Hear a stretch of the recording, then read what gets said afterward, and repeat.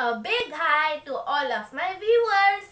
I am Devi and I come up with videos related to travel, music, powerful shlokas, stories from the Upanishads and more.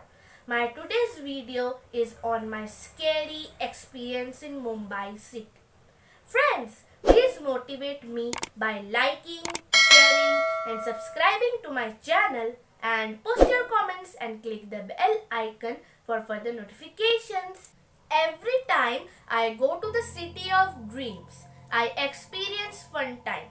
Though this time I couldn't enjoy this beautiful city much because of COVID restrictions. But no regrets, the joy of being with near and dear ones cannot be explained. Right, friends? Like every time, this time also I did shopping and spent fruitful moments there. However, there was a scary add-on to the whole story which made this trip terrifying. The first week of my stay was quite normal.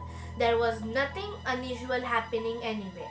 We moved around, shopped, enjoyed ourselves, but no one can never assume for a moment that some paranormal activity was awaiting somewhere. Yes, that is what happened and my fearful journey began.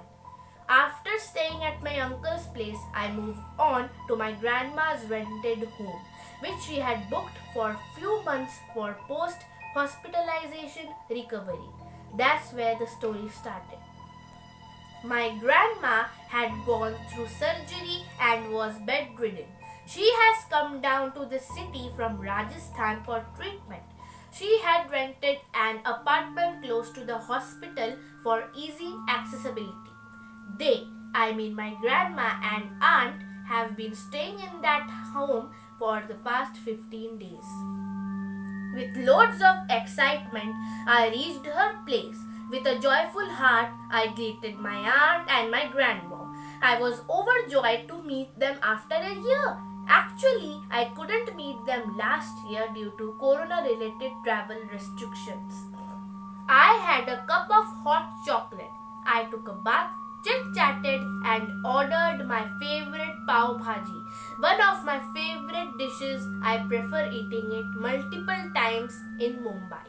Anyways, the first 4 days were very peaceful, though a bit of sound disturbed us at night, or rather we noticed these weird noises during night time only.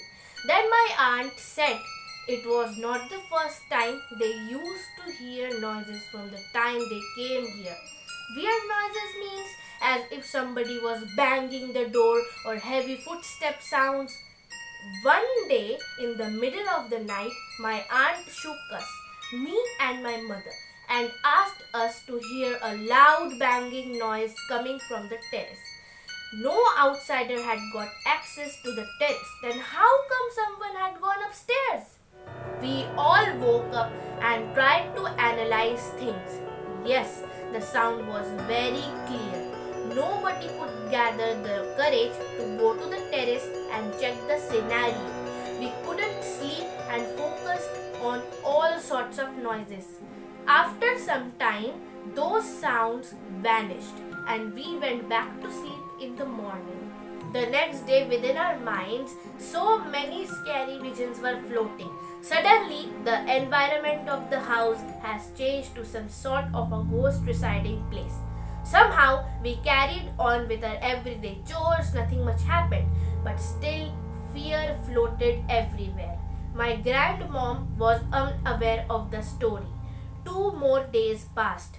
Sounds were still the same during the night, but creepy activities happened during the daytime.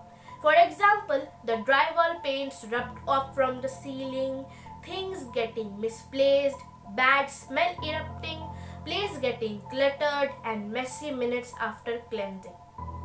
We had decided to stay and sleep together so that we can jointly help each other if the need arises. One day, my grandmom started shouting. She wanted us to stop the children from playing inside the house. She said, "Why are there so many kids within our house? Ask them to stay quiet."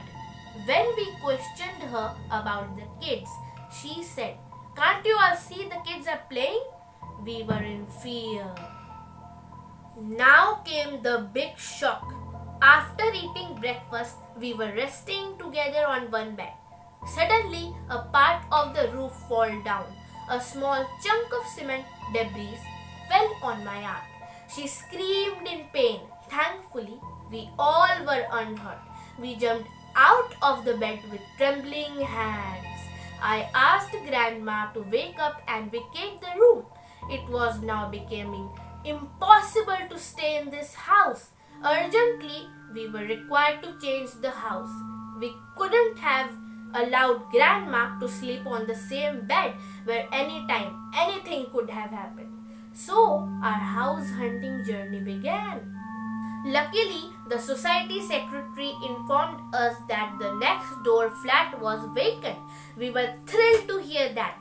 The secretary contacted the landlord and within an hour he gave us the house keys. At that particular moment, we wanted to shift to any possible place, that also as soon as possible. We never questioned the landlord and never thought of anything bizarre when he said that he is ready to give the flat at a low cost. Actually, we were happy to get to shift to an adjacent apartment. The time was approximately 12:30 p.m. We opened the door of the adjacent flat and entered this duplex apartment. It had a big balcony covering the flat from three sides, a small temple, two toilets, two bedrooms, a big hall and a big kitchen. The best part was there was a big adjoining terrace. The flat was quite big and very spacious. Then the thought struck on our minds that how come the landlord agreed to give the flat on such low cost? Anyhow, we asked somebody to do the cleaning. The housemaid mopped only the half portion of the flat and disagreed to clean the upper portion. When asked why, she replied, "Don't ask me to go upstairs. I will not mop the top floor at any cost." We were running out of time. My grandmom was still sitting on a chair from the last 4 hours. So we decided to do the needful quickly. My mom mopped the top floor and when she came down, the light of that room started flashing. She had forgotten to switch off the lights. That was a bit frightening. She took aunt along with her to switch off the lights. The whole day was over and we were unable to manage to shift our baggage to the new flat. We decided to settle down in the old flat until things get fixed. We transferred the bed to the hall and managed to sleep there only.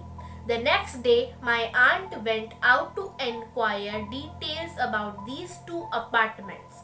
She wanted to know the truth before shifting. Many puzzles were needed to be sorted out. She returned after a few hours and said that the adjacent flat was actually haunted. A boy had committed suicide upstairs. The top floor bedroom belonged to him.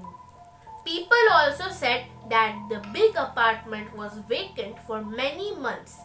Somebody had rented that flat a few months back but had hurriedly vacated it. We returned the keys to its owner. We now started experiencing new haunting incidents daily. It was as if the ghost has gathered here in this flat. We were unable to sleep during the nights. Peripheral vision of many shadows disturbed us. We sensed the presence of multiple ghosts there. Some of the incidents that occurred there were like blowing off of the prayer candles automatically. I mean, without any traces of wind. We were able to hear all sorts of sounds more frequently. Passerbys told us that they had seen a boy standing on a terrace throwing things. Then we understood why our things were getting lost. It took a week for us to shift to another place. Till then, every day and every night was horrifying. The story ended after we left the haunted flat. the fear stayed within us for a long time. Till today, a single thought of those scary days terrifies me. On that note, I would like to sign off for now and request you all to comment your views or write down if anybody has had experienced any horrific incident. Bye for now.